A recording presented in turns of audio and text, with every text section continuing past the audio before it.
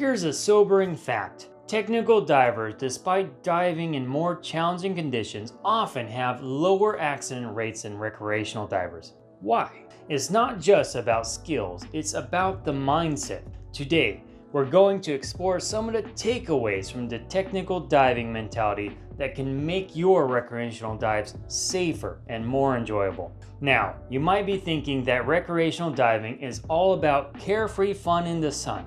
But what if I told you that seemingly casual approach could teach us something crucial about dive safety that technical divers often overlook? And for those not super familiar with these terms, let me define them here. Recreational diving is what everyone starts with, and through various levels of certification, you can dive to 130 feet or 40 meters. Tech or technical diving allows you to go much deeper than that using more technical skill and technology, often mixtures of gases and several gases staged for different depths. Cave diving exists in parallel to tech diving, but for this video, I'm going to combine them because I don't want to have to keep saying tech and cave diving. Recreational diving is more known for a laid-back approach that often gets criticized by more technical-minded divers. They argue it's not rigorous enough, that it doesn't prepare divers for real challenges. Don't get me wrong,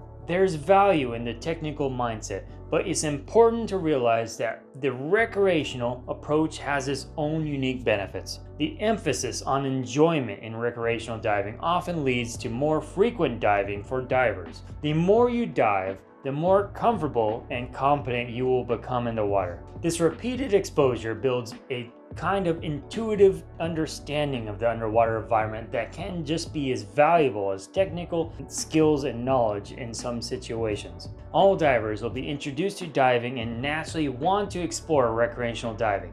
And let's face it, recreational diving is not easy for many folks, leading a small handful of those people sticking out and diving long term that can even get to the level of skill to even approach to wanting to do technical diving.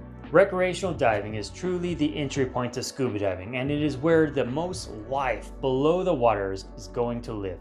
Thus, the focus of recreational diving should be about enjoyment, cognizant of the environment, and growth as a diver. Of course, this doesn't mean we should throw caution to the wind. Basic safety practices, proper training, and respect for your limits are still critical. But it does mean that we shouldn't underestimate the value of that recreational mindset, that sense of wonder, that ability to relax and truly experience the underwater world. These aren't just about having fun, they're about developing a different kind of diving proficiency. While enjoying your dive is crucial, there's another side of the coin. What if I told you that seemingly rigid world of technical diving holds secrets that could revolutionize your underwater safety? It's not just about pushing limits, it's about a mindset that could save your life. I'll be honest, I haven't yet ventured into the realm of technical diving myself, but I've seen firsthand how its demanding nature has challenged divers to improve. The principles of technical diving can enhance safety in all diving scenarios, not just the extreme ones. Technical diving is a world of complexity and high stakes. It involves diving beyond those recreational limits, often in overhead environments like caves or deep wrecks. The level of skill required is immense and the margin of error is slim. But it's not just about the physical challenges. The technical diver mindset is characterized by meticulous planning, rigorous training, and constant skill refinement, not to mention enough redundancies to make sure those redundancies don't break.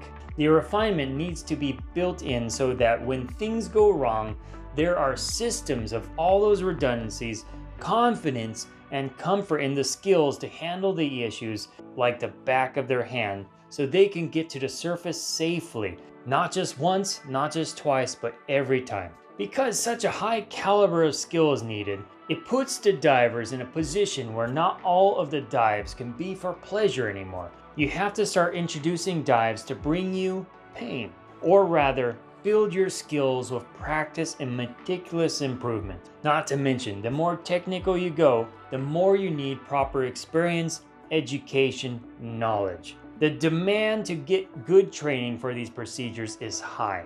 Some of the standards can be very opinionated in the way you should dive. The technical approach isn't just about extreme diving, it's a commitment to mastery that can benefit all divers. It teaches us to respect the underwater environment, to always be prepared for the unexpected, and to never stop learning and improving our skills. But here's the thing. Adopting this mindset doesn't mean you need to lose the joy and relaxation of recreational diving. It's about finding a balance, incorporating the best of both worlds. You can still marvel at the beauty of a coral reef while maintaining the heightened awareness of your surroundings and your equipment.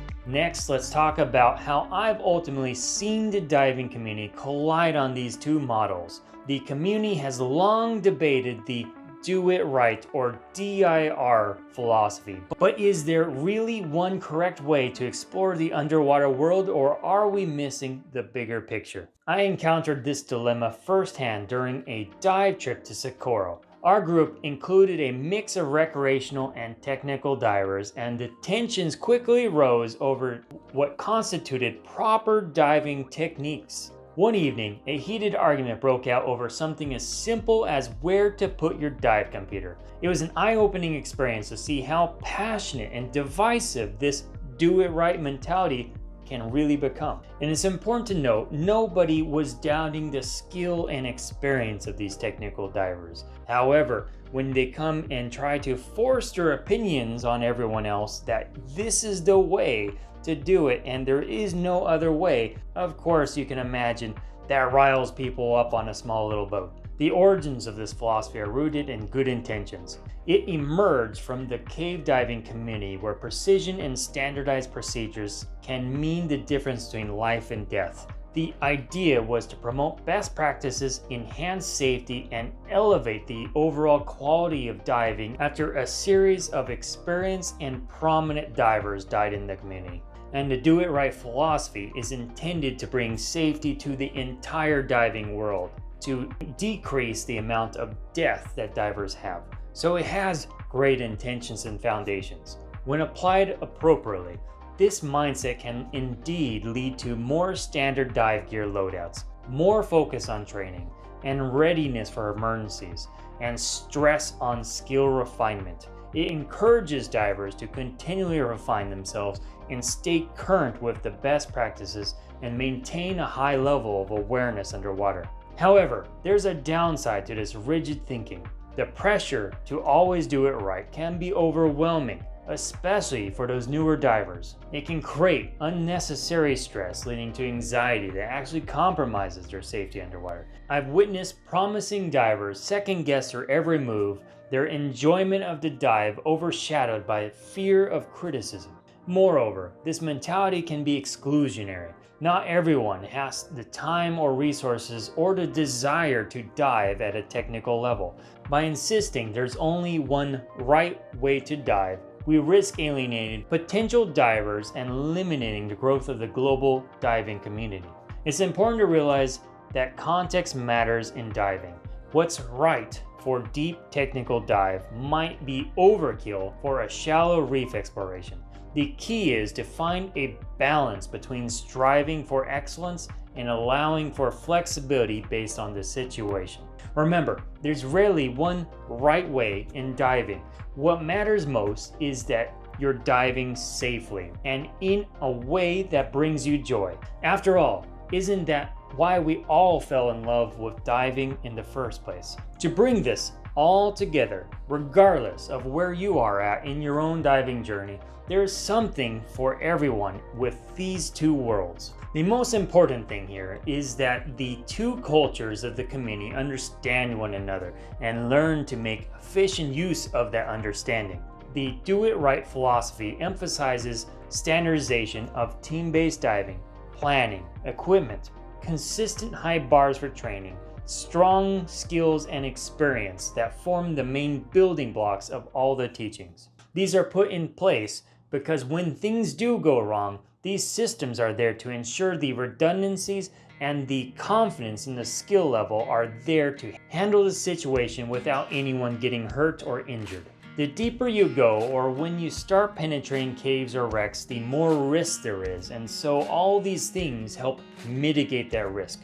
You have to be trained, prepared, and ready to circumvent that risk should something go wrong. And truly, a lot of this knowledge and skill can be taken back to recreational diving in a positive way to help individuals who have little to no desire ever touching or going near a cave. But I have to say that the exclusive nature of the do it right is not the correct means to get everyone to agree with one another. Instead of telling someone that they are wrong, you should focus on being a stellar example so that others want to learn from you and naturally ask how they can improve. And you know who you might be out there in the world, those who are listening. If you're the type of diver who likes to tell everyone who they're doing something wrong, rethink your approach. This is a call out to really better the community and really help you really improve other divers, because the do it right philosophy doesn't work for most people. Help them understand why the way you do things is better, not that it is the only way to do things and it's the only way to do it right.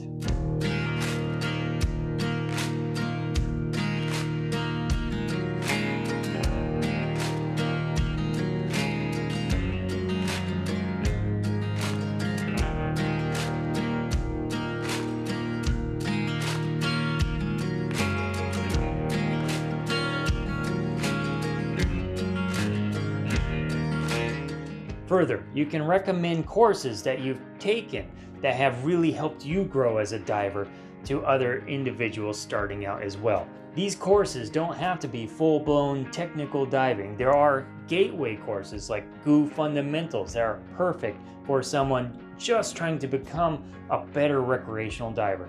Further, recreational diving is still an amazing and awe-inspiring activity for many to enjoy, and I feel to this day, if more people learned how to scuba dive in this world, there would be much faster technology growth and more eyes on marine conservation. There are many recreational divers that exceed their certified limits, make bad judgment calls, or partake in riskier dives than they should be, and ultimately may pay the highest sacrifice in the name of the sport.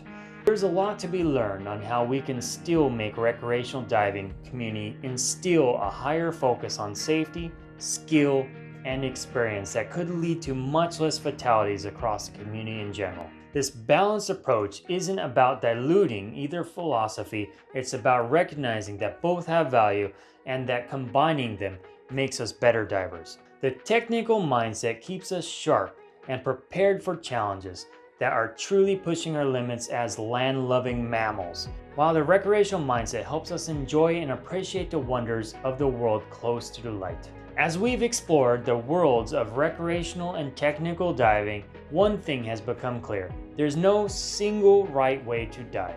The key lies in finding the balance that works for you. Challenge yourself to grow as a diver, but never lose sight of why you fell in love of the sport in the first place. And always strive to be a stronger and safer diver on your journey. Now, you might be wondering more on how to find other like-minded folks to where you are, and from this video, be better armed to be accepted regardless of the diving culture. In this next video, here, I go into a lot more on how and where you might be able to find locals in your own community to dive with. Be sure to check it out, and until next time.